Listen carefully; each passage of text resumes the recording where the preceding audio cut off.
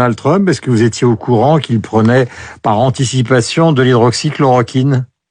Écoutez, non, je l'ai appris ce matin, mais je n'étais pas au courant. Je ne suis pas le médecin traitant de Trump. Hein. Non, il s'appelle Sean Conley, mais peut-être vous a-t-il téléphoné?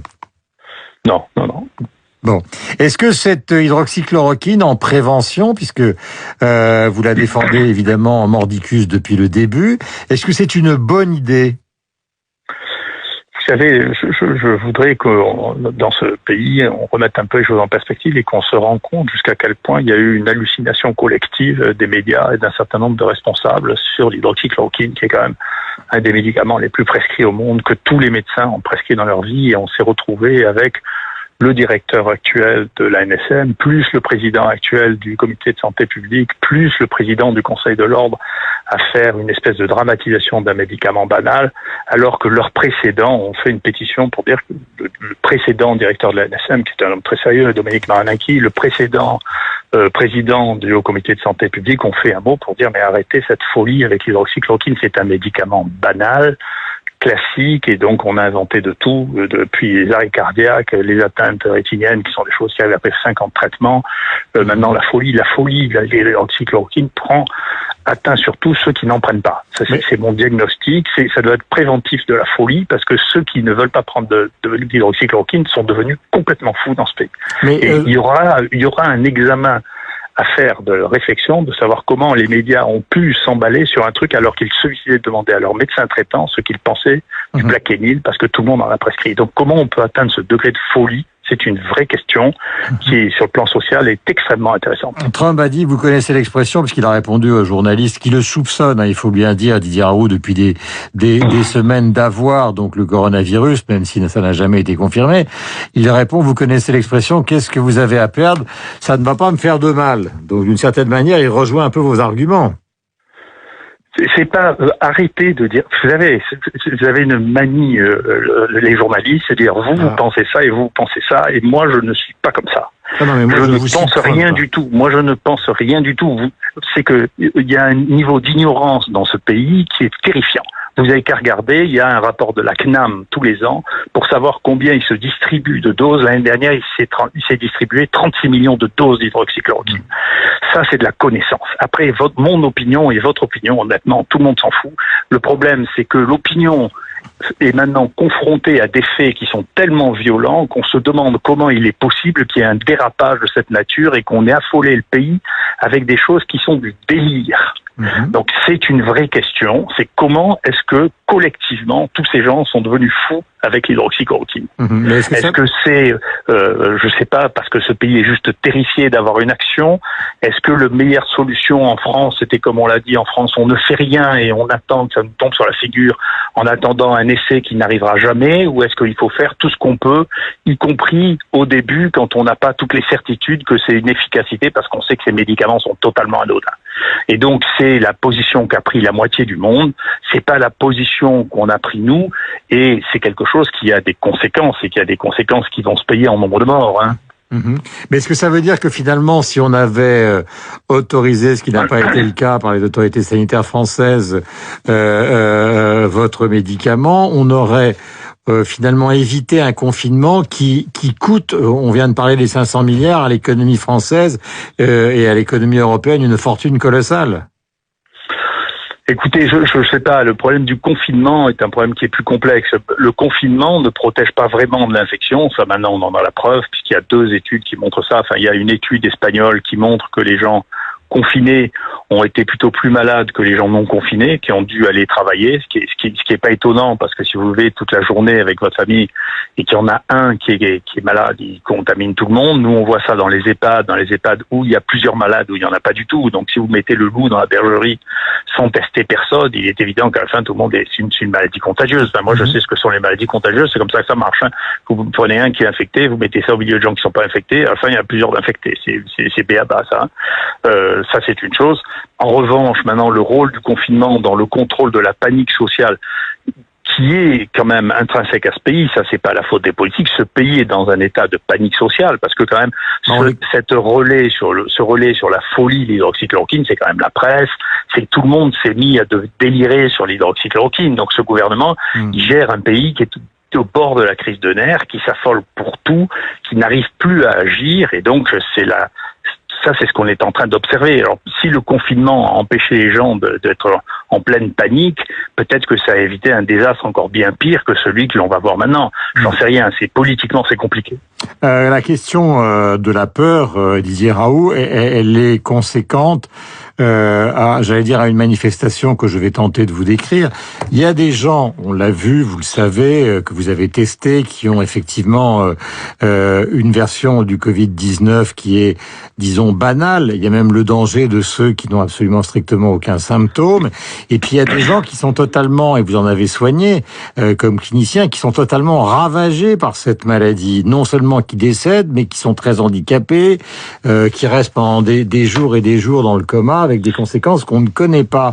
Donc, du point de vue du médecin que vous êtes, comment peut-on expliquer, en dehors du critère de l'âge, est-ce que c'est la génétique, c'est-à-dire ceux qui sont à peine touchés et ceux qui sont foudroyés?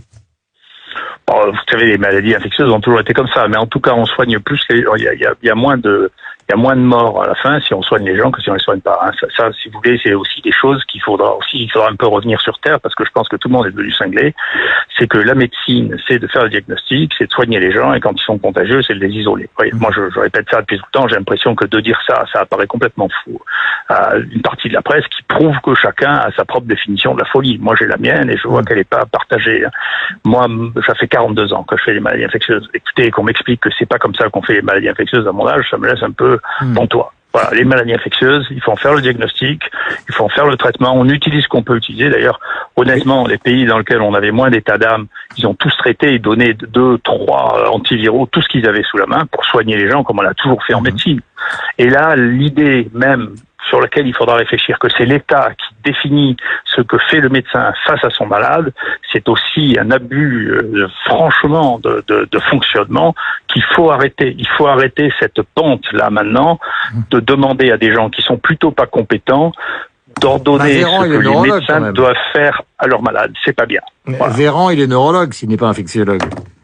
Non, mais je parle pas de Véran. Moi, je parle là du directeur de la NSM qui a pris des décisions, celui qui a fait prendre des décisions qui sont totalement déraisonnables. Si vous voulez, de faire dire que l'hydroxychloroquine est un poison mortel, si vous voulez, de laisser véhiculer ça, il fallait bien qu'il y ait quelqu'un qui arrive. Les directeurs sont faits pour imposer de la sagesse et de la connaissance, avec de la bibliographie. Vous savez, il est sorti un papier avec l'évaluation de 800 000 traitements par l'hydroxychloroquine. Donc, on sait exactement ce que ça fait.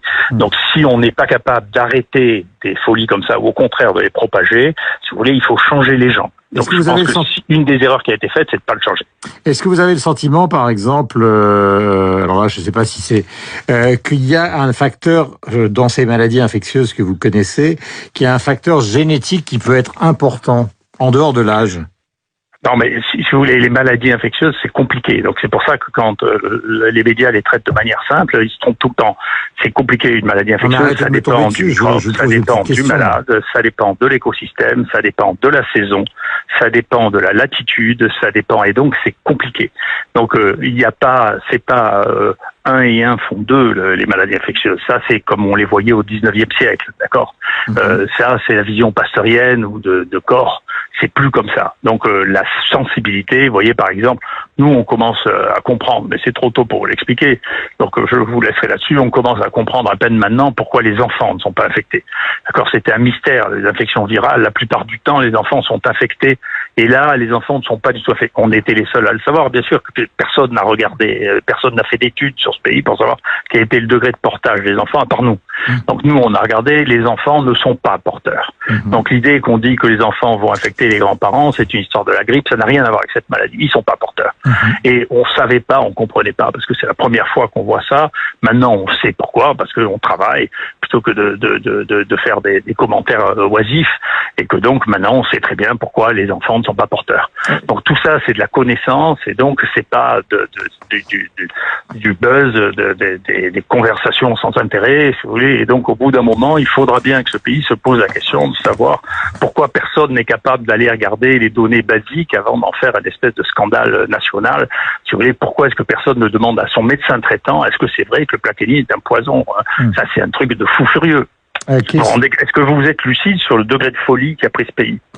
Bah écoutez, moi je ne suis pas psychiatre, je suis modestement journaliste et je suis ravi de converser avec vous. Il y a un dernier mot que je voulais vous demander. Vous avez bien un médecin généraliste. Oui, vous ne pouvez pas lui demander à votre médecin généraliste, c'est un poison mortel. Vous savez, dans une précédente conversation, on avait déjà parlé du fait que beaucoup de médecins généralistes, même si vous avez des journaux comme le New England of Medicine qui se prononcent d'une manière neutre ou en tout cas, disons, pessimiste à l'égard de l'hydroxychloroquine, on sait très bien qu'il y a beaucoup de médecins qui l'ont donné. C'est pas un sujet de non, mais le journal, le New England Journal of Medicine, il a fait un truc sur le qui est de la publicité de Gilead. Enfin, c'est un truc qui a été organisé par Gilead, écrit par Gilead, dans lequel les données sont absolument, pour quelqu'un qui fait de la science toute sa vie, ininterprétables. C'est de la publicité. Alors, dernière question, elle concerne, et je vous remercie d'être en direct avec nous, elle concerne donc cette société qui s'appelle Moderna, donc une société de biotech, qui aurait commencé à tester sur une 45 volontaires, 18 à 55 ans, en phase 1, un vaccin donc qui produirait des anticorps. Je sais que vous avez dit, et nous l'avons dit ensemble, à plusieurs reprises, qu'il fallait d'abord effectivement soigner, parce que le vaccin, ça pouvait prendre des années. Est-ce que vous pensez que c'est une piste sérieuse? On avait aussi évoqué les chercheurs d'Oxford. Écoutez, je pense que dans ce domaine, je vais vous dire la même chose. Je vous suggère de lire, ça je me fais la publicité, mon livre Ignorance et aveuglement. Je pense que l'ignorance, là, domine beaucoup le monde. Et que à ce niveau-là, moi, ce que je sais sur cette maladie maintenant, ici et maintenant, on est une des rares équipes au monde probablement à le savoir, ça montre qu'il est prématuré de réfléchir sur cette question-là. Il faut avoir un peu plus de savoir. Et donc, si vous voulez, tout ça, c'est le fait de prendre des décisions dans le feu médiatique, de savoir ce qu'on va faire pour les 2 à 3 ans à venir, c'est aussi un délire qui est lié à l'accélération et à la peur. Tout ça n'est pas raisonnable. Ça que les labos travaillent sur des vaccins, c'est quand même normal, non? Écoutez, moi je vous conseille, là aussi, je veux pas vous apprendre votre métier, c'est comme ça que je fais. Pourtant, j'ai essayé de créer une branche de journalisme scientifique quand j'étais président d'université, vous voyez, à l'école de journalisme de Marseille. Mais quand je suis parti, ils l'ont fermé. Manifestement, il n'y avait pas besoin d'apprendre ça. Et donc, je vous conseille d'aller sur le site de l'OMS et vous regardez, vous voyez, les vaccins qui sont available. Et si vous voyez les vaccins available actuellement, qui ont répondu à des maladies émergentes depuis 30 ans, écoutez, vous me rappellerez.